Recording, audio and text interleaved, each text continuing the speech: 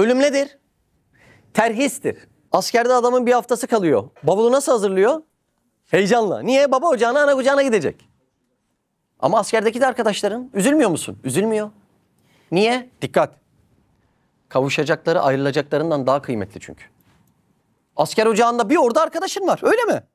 Niye üzülmüyorsun mübarek adam? Niye? Kavuşacakları ayrılacaklarından daha kıymetli. Bunu ne sağladı? Terhis. Ne sağladı bunu? Terhis sağladı. Bak şimdi. Öldükten sonra ayrılacaklarımız mı daha fazla, kavuşacaklarımız mı? Kavuşacakların daha fazla ya.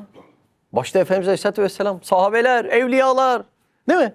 Üstad Bediüzzaman Said Nursi, anneannen, deden, nenen, öyle mi? Şimdi biz çocukken anneannemlerin evi Pozcu'daydı. Çok giderdik oraya. Senin iş yerinin oralarda. Orada bir apartman var. Zamanında yaptırmış anneannem. Dayılarımı falan hepsini koymuş böyle. Aşağıda da bir dükkanı var. Kiraya vermiş. Onu da bakkala. Sabah oluyor var ya. Ya anneannem uyansa da bize Choco Prens alsa. O zaman ne biliyor musun? Külçe altın versen yüzüne bakmayız. Öyle bir şey Choco Prens. Nasıl heyecanlıyız, nasıl heyecanlıyız. Ya nerede bu insan şimdi ya? Çürüdü mü, gitti mi yani? Olabilir mi böyle bir şey ya? Bu arada ölüm hayattan daha geniş hatıralara girdim. Dikkat edin. Ölüm hatıraları. Yani maziyi de yanında getiriyor. Dikkat edin. Daha geniş bir pencere, ölüm penceresi. Allah Allah. Şimdi anneannem gitmiş, dedem gitmiş. Rahmetli dayım vardı, Zihni dayım, o gitmiş. Benim ismimi aldığım amcam vardı, o gitmiş. Diğer amcam gitmiş. Diğer amcam vefat etmiş, gitmiş. Nerede bunlar? Hepsiyle tonla hatıralarım var. Tonla. Dedem gitmiş, dedem gitmiş. Babamın amcaoğlu gitmiş, babamın amca kızı gitmiş. Nerede bunlar ya? Neşeli güzel insanlar. Nerede bunlar?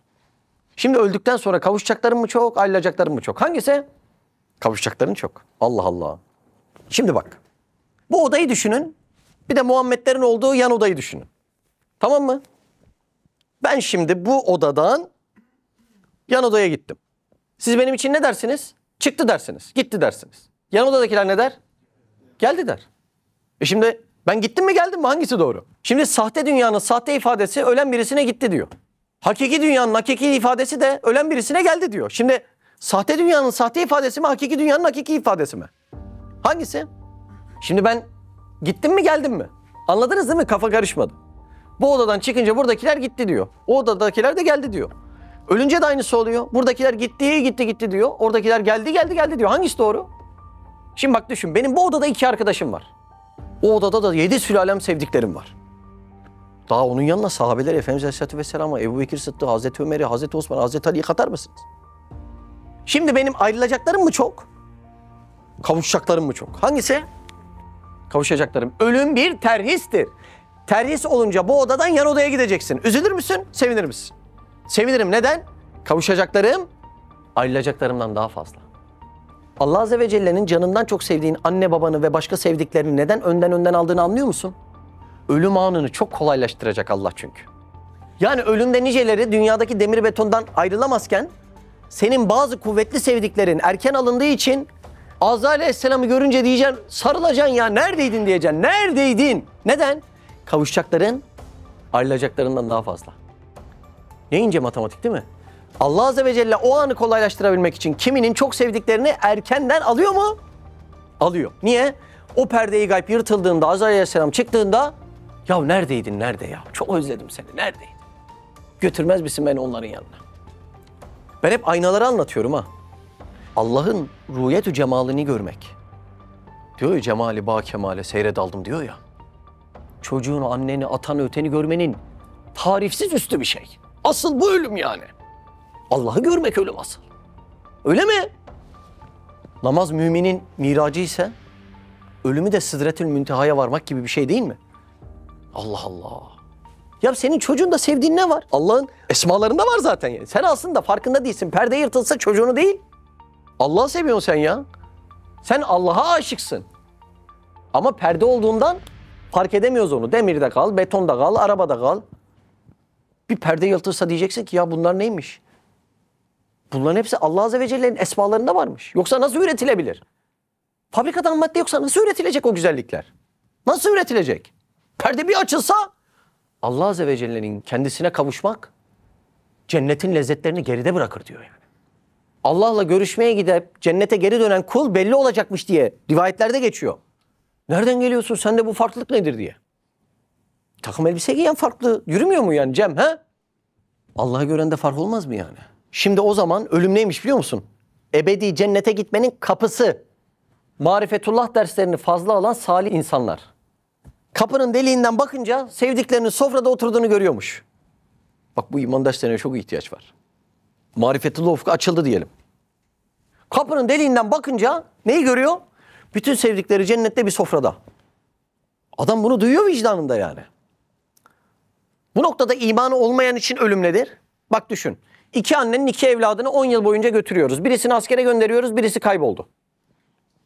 İkisi de 10 yıl görmeyecek, doğru mu? Doğru. İkisi de özler mi? Özler. Acıları aynı olur mu? Olmaz. Biri askere gitti, nereye gittiğini biliyor.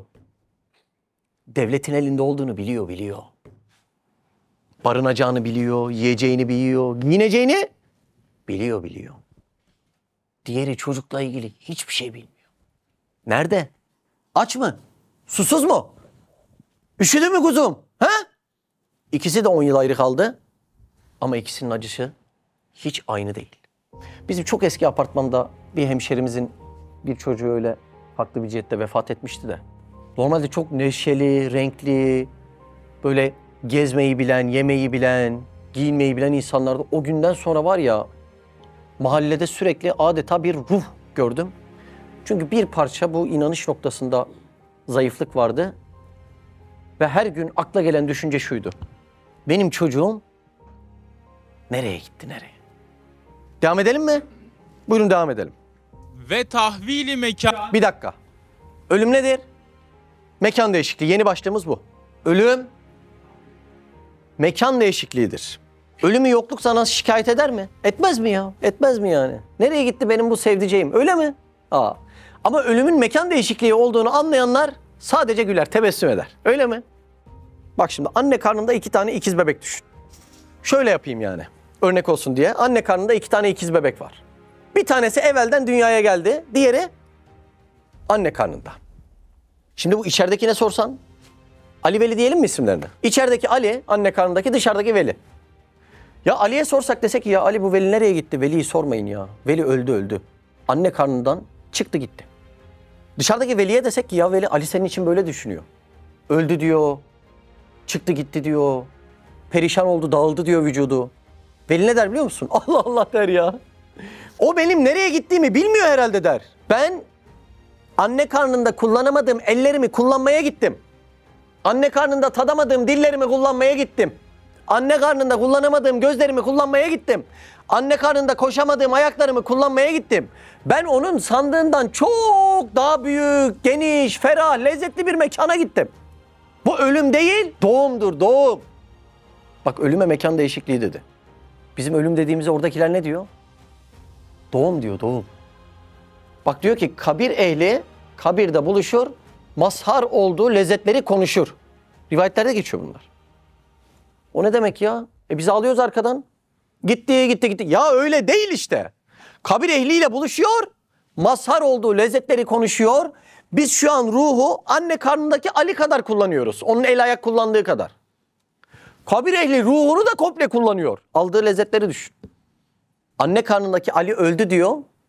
Dışarıdakiler Veli için doğdu diyor. Allah Allah. Biz ölünce ne olacakmışız o zaman? Ahirete doğacağız. Çok güzel. Dünyada öldü derler, ahirette doğdu derler. Çünkü ölüm mekan değişikliğidir. Toprak altındaki cesetler, bedenleri sizin sevdikleriniz değildir.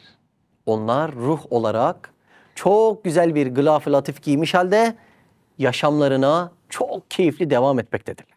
Siz de Hayalhanem'in yurt içi ve yurt dışı projelerine destek olmak için buradaki linke tıklayarak online bağışta bulunabilir veya aşağıdaki iletişim numaralarından bizlere ulaşabilirsiniz.